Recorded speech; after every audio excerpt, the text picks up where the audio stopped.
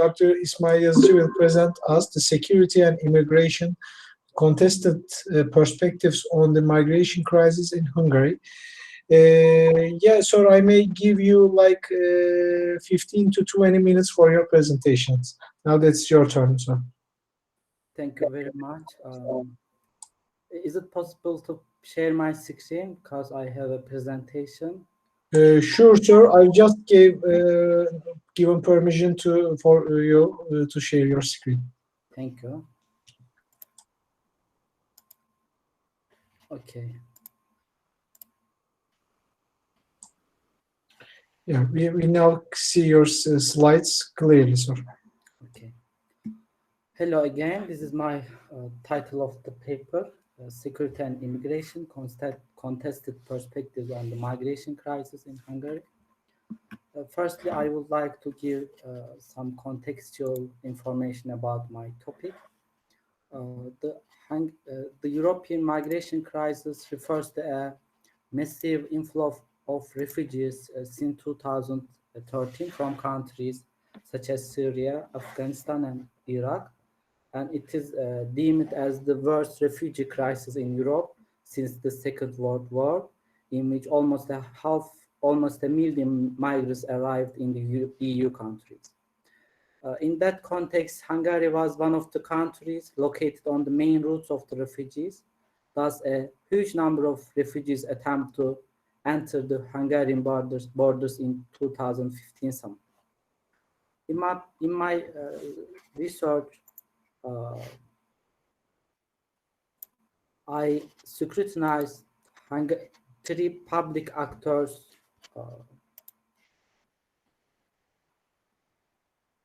security perspectives with regard to the European migration crisis.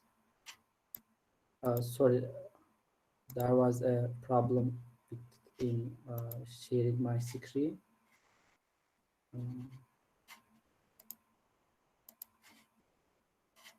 Okay. My paper scrutinized Hungary's ruling political party and three significant public actors' approach to this issue in accordance with their security perspectives. In my paper, drawing upon securitization theory, I investigate whether these actors consider the issue as a security problem or not, and their solution proposal for the migration issue, and whose security they prioritize in offering these solutions. In this way, my paper sheds light on the settings of securitizing and desecuritizing moves with regard to the government policy and private actors' attempts to keep these issues of the security agenda. The first one is the Fidesz, the ruling party in Hungary. It won a landslide victory in 2010 elections. In migration crisis, it framed the situation as a migration crisis and a national security issue, which formed an existential threat to the Hungarian nation. In that context, it takes extraordinary measures to eliminate the perceived insecurities. And the ability of the political elites to justify these extraordinary measures are strongly associated with their potential to appeal to the audience. Firstly, they initiated a billboard campaign to draw the public's attention to the migration issue, and they give messages to the citizens that the migrants could pose a threat to the public order, Hungarian culture, and economy. The party also changed Asylum Act and introduced the designation of the barbed wire dual fence at the Serbian-Hungarian border. And it also introduced new strict border procedures and other administrative procedures. These extraordinary measures are described as incompatible with the EU law and international law, but the Fidesz securitization discourse tries to justify these extraordinary measures. The party also ran another campaign in order to link the migration to terrorism. It started a national consultation on immigration and terrorism. It distributes the questionnaires to the Hungarian households, and these questions implicitly link the increasing number of migrants to the terrorism. On March 2016, Hungary declared a state of emergency for the entire country, although the number of refugees decreased. So discourse of Fidesz also presented the European identity as under threat of immigration. The ruling party portrays Muslims as a threat to the integrity of Christian values. In that way, it refers to the historical role of Hungary to defend the European borders against the Ottoman attacks. So it suggests that the societal security of the Europe and Hungary is also under threat. So in that way, Fidesz put together national security and societal security together, and says that these are under threat. In that way, their discourse try to facilitate to show that the national security and societal security is under threat. There are opposition to the ruling party. One of them is Hungarian two-tailed dog party. It is founded as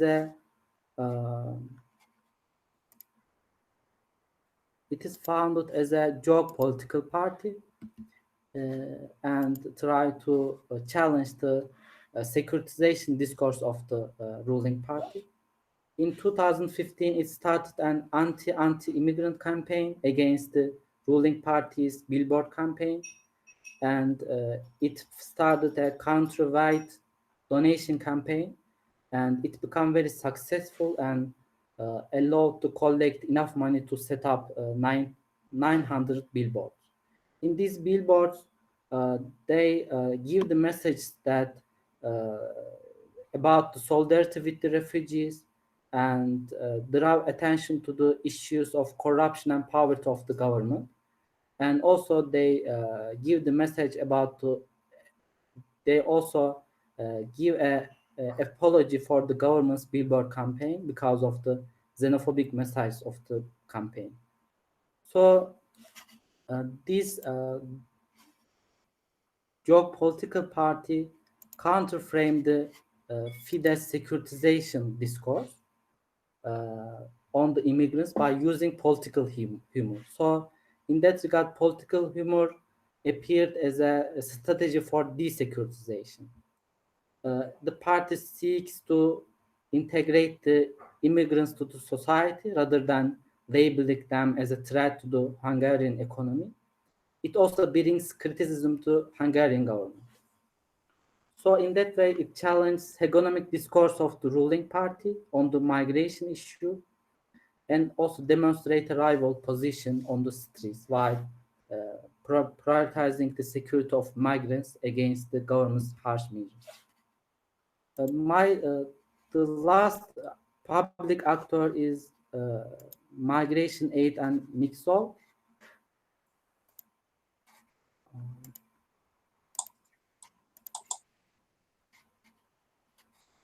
Sorry, I'm trying to share my screen, sorry.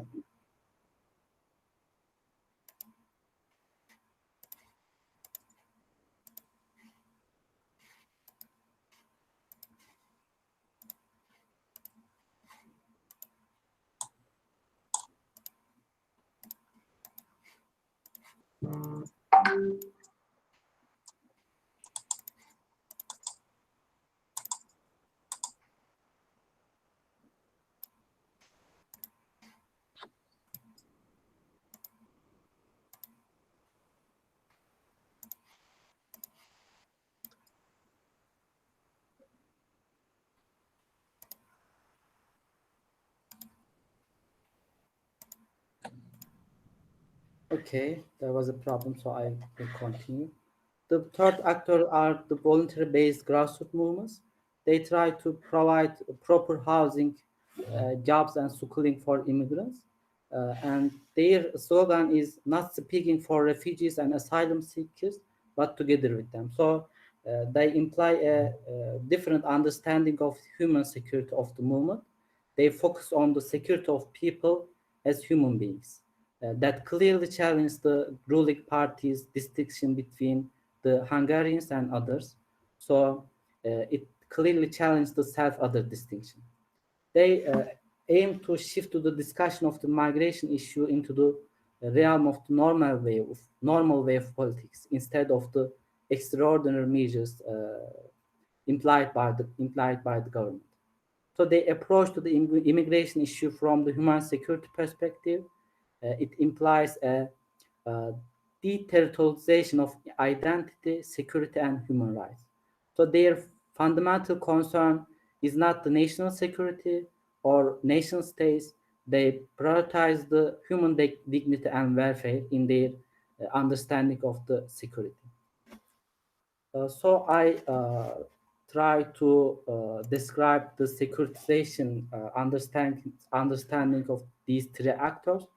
As a conclusion, I could say that in Hungarian context, there is a fundamental form of asymmetry between the ruling party, Fidesz, and the pro-migrant camps.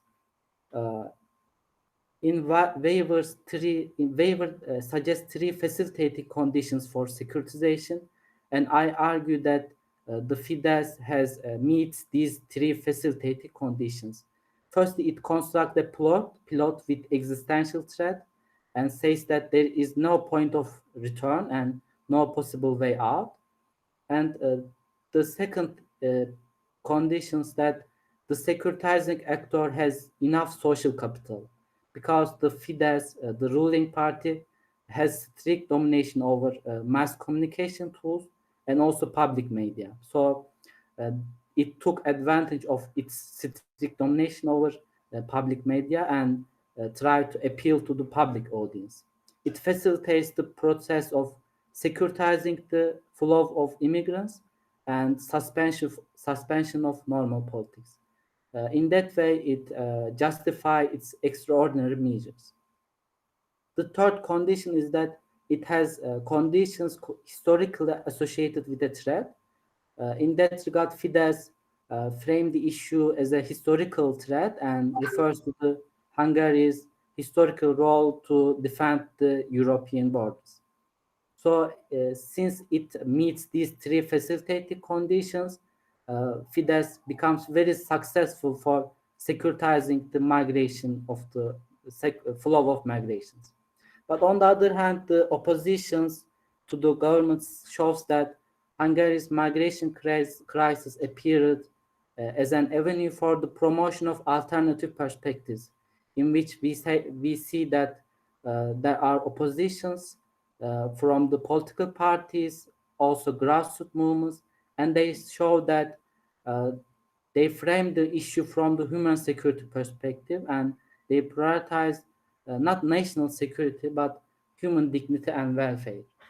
So in that regard, Hungary's migration crisis appeared as a contested site. There are different perspectives and they clash with each other. But on the other hand, since Fidesz has a strict domination over the public media and mass communication tools, the opposition becomes very weak.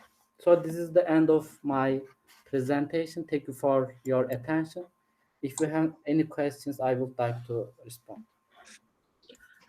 Thank you for your presentation, Doctor. I may get questions or contributions regarding the presentation right now or during the presentation. You may write it on a chat site.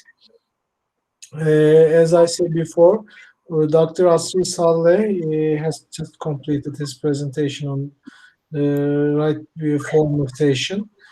Now we will continue with Dr. Abdulhak Hamoudi and Dr. Romeysa Chibani from Algeria. We are moving our perspective to political issues or to educational issues. So they will present us incorporating multiple intelligence theory in the learning and teaching operations, a teacher's guide. Yeah, that's your turn, sir. Well,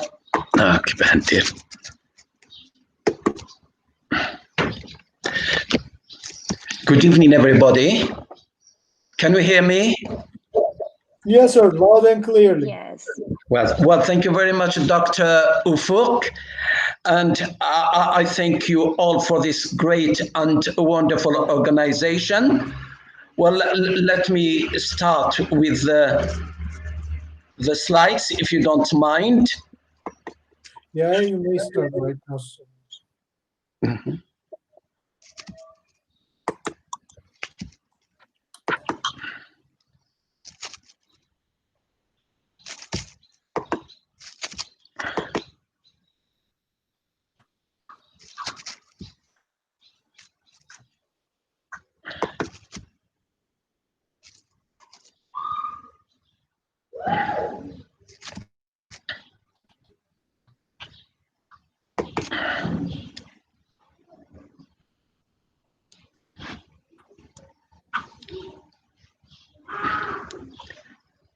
So can you see the slide? Currently, no, but when you open your slides, we will see that, sir. Currently, we are seeing your, okay, right now it's okay. It's okay. Good. So the title of my conference, of my talk, is Incorporating Multiple Intelligence Theory in the Learning and Teaching Operation, a teacher's guide. Sir, can you hear me? Yeah, clearly, sir, loud and clearly. Very much. Thank you very much. So the objective of my talk is, by the end of this talk, normally the audience will, especially teachers, they will become very effective teachers. I will start with the definition of multiple intelligences. What is multiple intelligence theory? How to recognize your intelligences, how you discover your students' strengths, and how, when you use multiple intelligences, you can speed up learning. So you can make your lessons and activities more engaging for everyone. You create a fun learning environment, and of course, you provide an adequate assessment and reach students' preferred channels of learning. First, dear all, I ask you to observe. Observe what is happening in the education systems around the world. The Times. More than 50,000 students at British universities have been caught cheating over the past 3 years. BBC News. Cheating is the order of the day. China. To stop cheating, look what they are doing.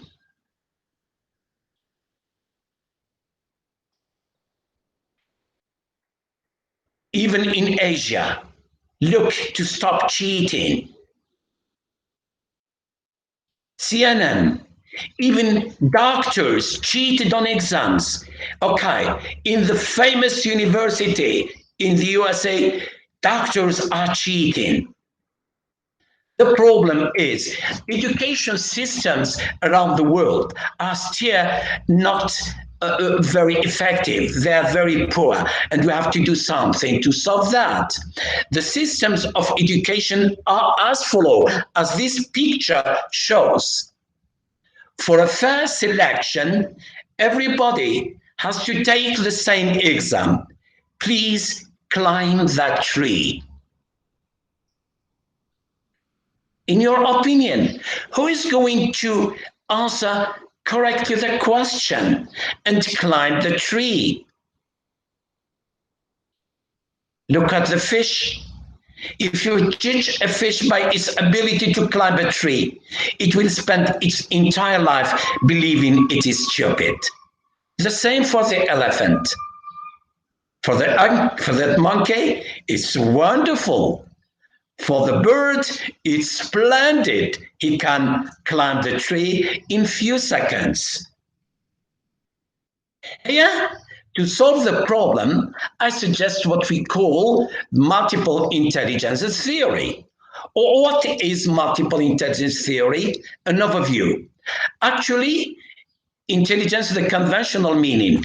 In 1904, French authorities in Paris asked Alfred Binet, a famous psychologist, to develop an instrument to measure students' performance, and of course identify students who are at risk for failure, and hence giving them much more attention.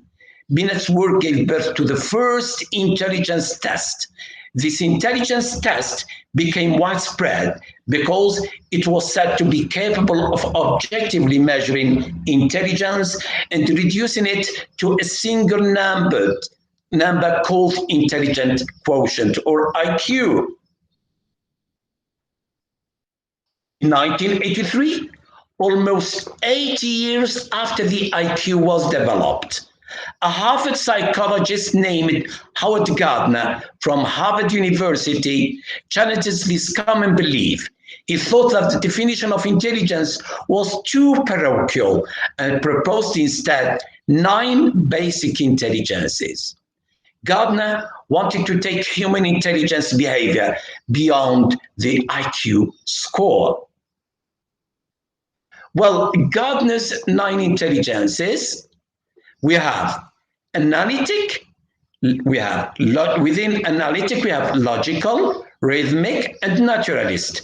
Introspective, we have the intrapersonal, existential, visual, and within the interactive we have kinesthetic, intrapersonal, and linguistic. Very brief definitions of these intelligences. Linguistic intelligence. This intelligence touches on students' competency to use the written or spoken language effectively as a means of communication through word. It is the capacity to use words effectively, whether orally or in writing. 2. Logical mathematical intelligence. This intelligence refers to those who can think logically, calculate numbers, and solve problems scientifically. 3. Visual spatial intelligence. According to Armstrong, this intelligence is defined as the ability to perceive the visual spatial world accurately. 4. Musical or rhythmic intelligence. This intelligence refers to one's capacity to use music or rhythm as a vehicle of expression. People who are musically intelligent are perceptive to elements of rhythm, melody, and pitch. 5. Bodily kinesthetic intelligence. This intelligence refers to the expertise in using one's whole body to express ideas and feelings, and facility in using one's hands to produce or transform things. 6. Intrapersonal intelligence. This intelligence involves the capacity to effectively communicate with and respond to other people. It is the ability to understand other feelings and work cooperatively with them. 7. Intrapersonal intelligence. Intrapersonal intelligence refers to the capacity to accurately know oneself, including knowledge of one's own strengths, weaknesses, and blessings, and feelings, Intrapersonal people are introvert and capable of self-reflection. 8. Naturalist intelligence. People with naturalist intelligence appreciate nature. That naturalist intelligence is said to focus on how people relate to their natural surroundings. 9. Existential intelligence. It is the ability to conceptualize and understand deeper the still unanswered questions about our being on earth, the meaning of life, soul, and death, etc. Well, how can we identify our pupils or learner multiple intelligences. Armstrong, according to him, he said the best way to assess students' multiple intelligences is through a realistic appraisal of learners' performance in the many kinds of tasks, activities, and experiences associated with each intelligence. For this purpose, he suggested an MI inventory, which can assist anyone to identify his or her multiple intelligences. This inventory can be found in his book titled Multiple Intelligences in the Classroom, Armstrong, 2009. You can download it and it is free. Another interesting inventory we found is Mackenzie Multiple Intelligences Survey.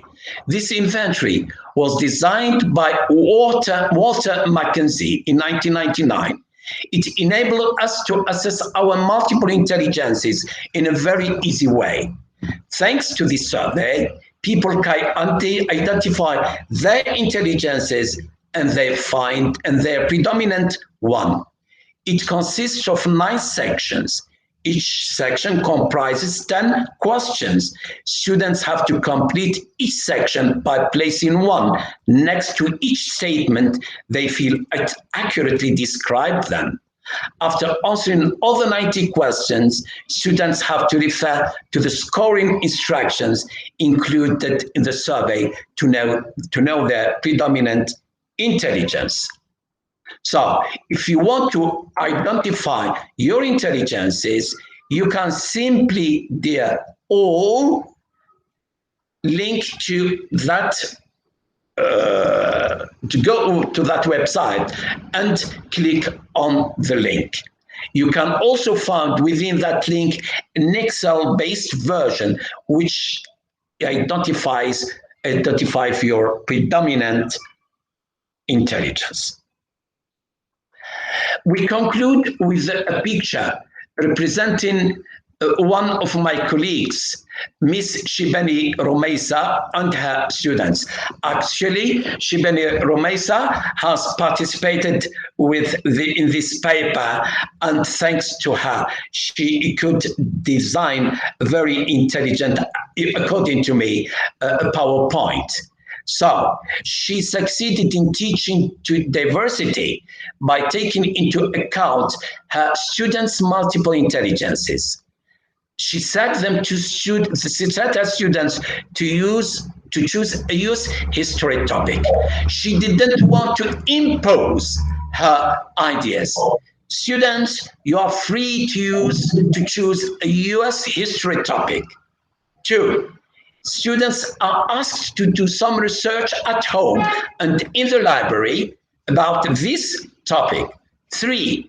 Students were set to prepare the topic at home to support it with visual and technology. 4. She asked them to present it in class with passion and, of course, in a fun environment. 5. During the presentation, everybody is happy. Students and teacher, and what excellent results she had. Look at the picture. Okay. The Algerian teacher empowering her students with interpersonal,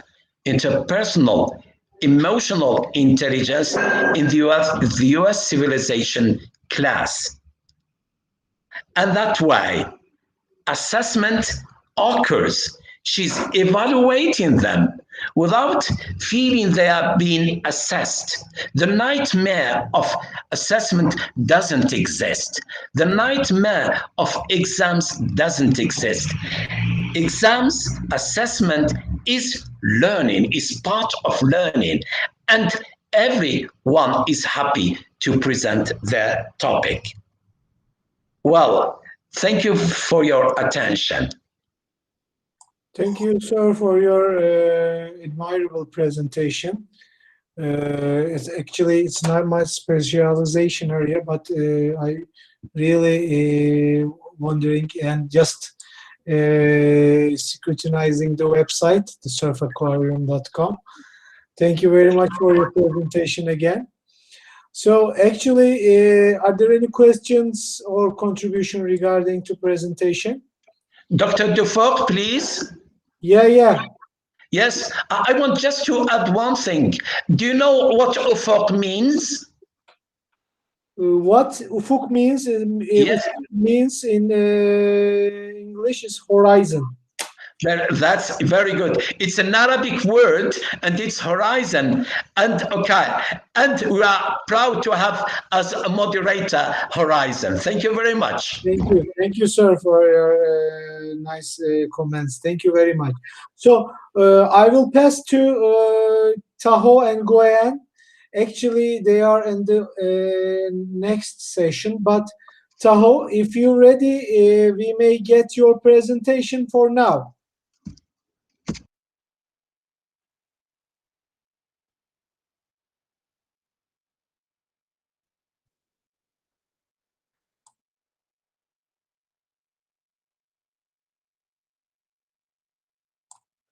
Taho and Guyan, you hear me over, doctor?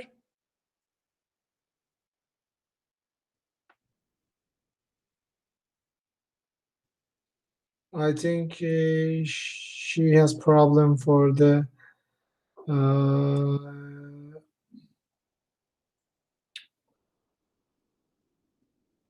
Dr. Taho and Guyan, you hear me?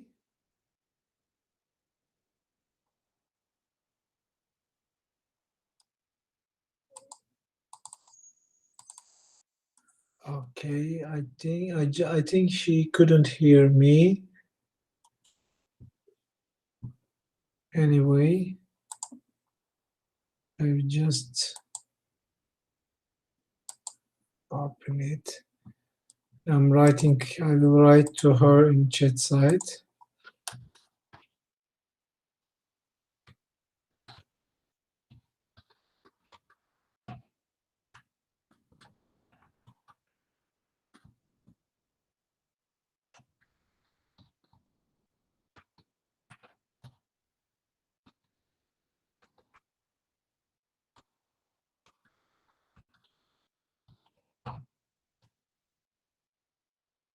Dr. Taho and Guyan, you hear me?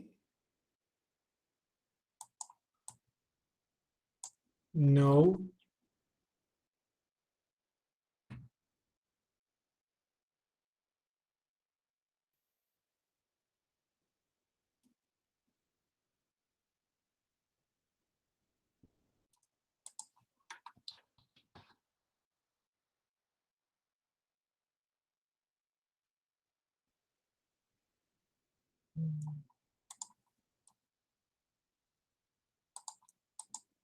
I think she's now with us.